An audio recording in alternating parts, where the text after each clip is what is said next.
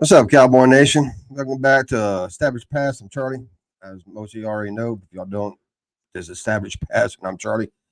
Don't forget to you can follow me all these places below the scroll bar. Dallas Cowboys U1 on X.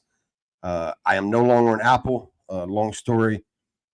The people I used that would spread my podcast all around, they was bought by Spotify, and now they're completely Spotify. But you still can find me on Spotify. Dallas Cowboys Chats Facebook group I started last year during the season. Go join that. I want to keep it small. I want it bigger than it is now, but I want to keep it small. Smaller it is, less dipshits I got to deal with. But yeah, that's all the places, all on the scroll bar down below, right there. But yeah, fucking preseason training camp has started. Got some news coming out there, actually quite a bit, but I'm not going to touch on every little detail of it. I got busy life, as I've said before. But I'm going to touch on two subjects tonight. I'm going to touch on the Guyton first padded practice and the Mazi Smith's weight playing between 310 and 315. I got some opinions on that. First, we'll start off with Guyton. When we picked him, he wasn't. I wasn't anti that pick. I really didn't want to take him where he was at, but since we traded down and picked up an extra pick and still got him, I was fine with the pick. He was kind of raw, didn't have a lot of playing time in college, and it was all at right tackle, so I didn't know how he was going to translate into the NFL. But I really wasn't worried about it because I thought we had other avenues to go.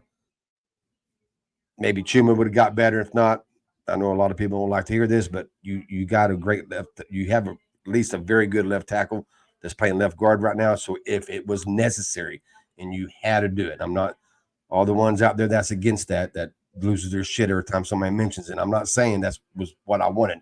If it has to happen, you have that there to do. But yeah, I'm not big on the I love practice. I love watching. I love the clips. Appreciate all the clips. I love the practice. I love the training camp just because I know that means fucking football's back and it's about to start. But I'm more of a game person. I'm more of a even preseason game person. That's why I'm not one of the ones that want to do away with the preseason completely. But I do enjoy watching it, and you can learn shit out of the practices. I'm not saying that you can't learn anything. It's just there's certain things like the offensive line and the defense line going against each other in team drills. I kind of a lot of times I don't take a lot out of it. Not all the time. I took a lot of Guyton today, and I'll explain that later. But sometimes I don't take a lot out of it because you have the quarterback who's not allowed to get hit. So defensive players at some point they're going to just give up. And because they have to, they're going to slow it down because they're getting too close to quarterback. You're even going to have offensive linemen that is getting beat and don't have time to recover like they would in the game because they got to worry about running into the quarterback. It's not the same as a regular season game or even a preseason game where it's balls to the wall. The guy's trying to hit the quarterback, and the offensive lineman is actually trying not to let him hit the quarterback. And there's never a point where they both just kind of ease up, so the quarterback won't get hit. But with that said, Guyton today didn't even have to take that into account because he pretty much fucking stonewalled everybody. Like there wasn't no, somebody giving up because he's getting close to quarterback or Guyton giving up because he was getting pushed back a little too close to Dak. He pretty much was shutting motherfuckers down. Ain't gonna lie, that was impressive. I was impressed with that. There was no ifs, ands, and buts. I mean, he got his hands on him and he shut him down. I mean, that was a few reps like that against Parsons. So that was very impressive. Makes me feel better about the pick. Like I said, I didn't dislike the pick. I'm just saying the rawness and the lack of playing time, the rawness, and just him never playing left tackle. Yeah, in one fucking practice in pads, first practice doesn't seal the deal and like boom, he's it, and there's never going to be another issue.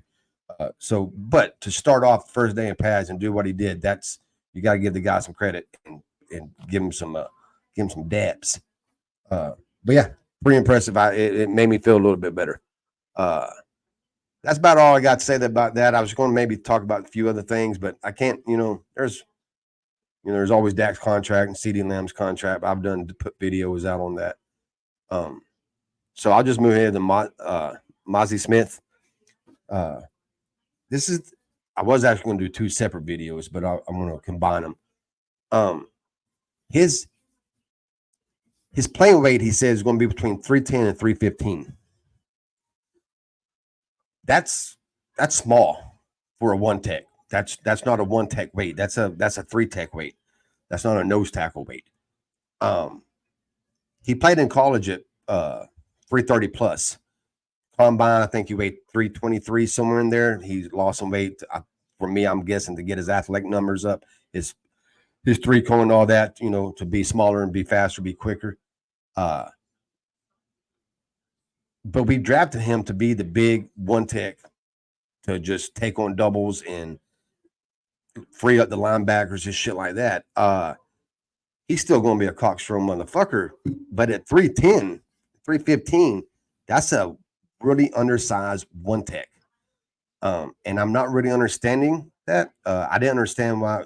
I assume that the coaching staff asked him to drop below 300 last year. I thought that was kind of weird. Just to be fair, before I say anything else, I was not a fan of the pick. I don't believe in drafting 1 techs in the first round. Run stuffing 1 techs that has no pass rushing skills. Now, some people would say we don't know if he does or not because he wasn't asked that. Well, at the end of the day, I don't really give a fuck if he was asked to do it at Michigan or if he wasn't asked. The point is, there was really no sign of whether he could do it or not. Nobody knew.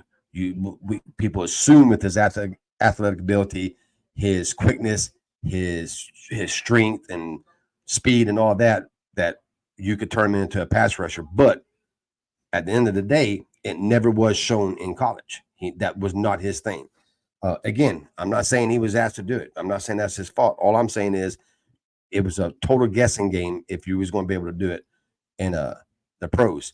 But what happened was I was like, well, at least he can stop the run. At least he has that. But then they dropped him down below 300. So I don't really – everybody blame the coaching staff. But now that he's playing between 310 and 315, I don't know if that's his choice, that he's just wanting to stay lighter, for whatever fucking reason, or if that's this coaching staff still wants, obviously more weight than he was weighing last year, but still don't want him getting over that.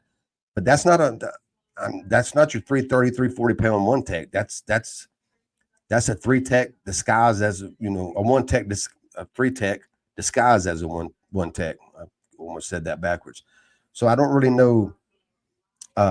Is he still cockstrong? Yeah, but he still weighs a lot less. So moving 310 pounds is easier than moving 340 pounds, even when the motherfucker's cockstrong. Because he's going to be cockstrong at 340 or fucking 310. But the offense line going against him, much rather him be 30 or 40 pounds lighter because it makes it easier for him to move. Plus, his get off is slow. His technique is bad. I seen a clip today that was shared, and it was supposed to be improvement. I didn't see an improvement at all. His get off not been slow, but it damn sure wasn't fast. It took him 3 seconds to push the center back 5 yards on a 7-step drop, so there really wasn't no push or pressure on the quarterback. And it wasn't one of them. You got to be careful with the quarterback. He was pretty much just getting handled. Bad technique. I think John Owning was one that mentioned it. His hips come straight up when he makes contacts instead of fucking squatting a little bit. But his weight, like I said, I mean, everybody was happy that we was getting some big, fat, strong motherfucker that can play nose tackle, 1 tech, can hold up double teams. Well, now we don't have that. We have a 310-pound fucking defensive tackle, 1 tech, nose tackle. And not so sure how that's going to work. Honestly, I think Rodgers is going to probably end up being our 1 tech to start the season, week 1. I think Mazi will be like everybody else. He'll rotate in at different positions at 1 tech and 3. I just don't get it. I don't get I didn't get the draft pick because, like I said, I am not for drafting one Tex in the first round that has no pass rushing ability. If I'm going to draft you in the first round as a defense tackle, you're either going to be a 3 or a 1. I don't give a shit which one, but you're going to have to show me some kind of pass rush ability. If you don't, if you're just a run stuffer, I'll grab that motherfucker in the later rounds, or I'll grab him in free agency fucking cheap. I'm not grabbing that dude in the first round. But now he's not even that. He's not even the big fucking one tech that we thought we was getting. He's a 310-pound one tech. So I don't know. I always hope for the best. I always hope I'm wrong, and I always hope that the player will show me something that I don't like. But we'll see. I like, mention in the comments, hit me up on Twitter or X, whatever, and let me know how many dominant one techs out there that weigh 310 pounds that are run stuffers. That's what they do. They're immovable objects at 310 pounds, and they just shut down the run. Because right off the top of my fucking head, I can't think of fucking one that's that small and that can just dominate the fucking rush game. But hey, who the fuck knows? Maybe he comes out there and he just kicks ass. Haven't seen much of them, but I haven't seen much of anybody because these are all fucking 10, 15-second clips. But anyways, tell me what you think. Leave the comments on below. Like I said, I always tell y'all, leave comments. Hit the like button because that counts with my algorithm too. But the comments really help me. So help me, good or bad, dislike or like. I'm never going to complain which one you do. If you like the video, great. If you dislike the video, great. Good comment, great. Bad comment, I don't really give a fuck. Either one, just leave comments and hit like or dislike. Hit that fucking sub button if you haven't already.